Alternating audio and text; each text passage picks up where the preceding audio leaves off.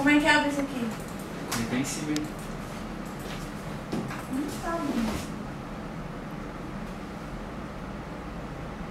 Ok. Matemática realiza investigação sobre os códigos da abstração. Através da abstração, que as ideias extraídas dos seres particulares tornam-se representações gerais de homens sociais e seus vários nomes aplicam-se a qualquer coisa que existe com essas ideias abstratas.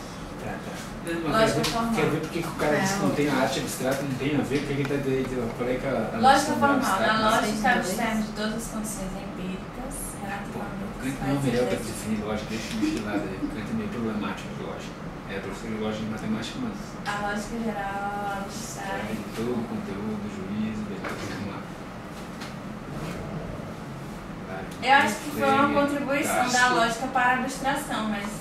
Não, mas de qualquer forma, a eu arte também não entendo que é arte abstrata. é concreta. Sim, mas a por arte que chama de abstrato? Porque não é arte concreta, então...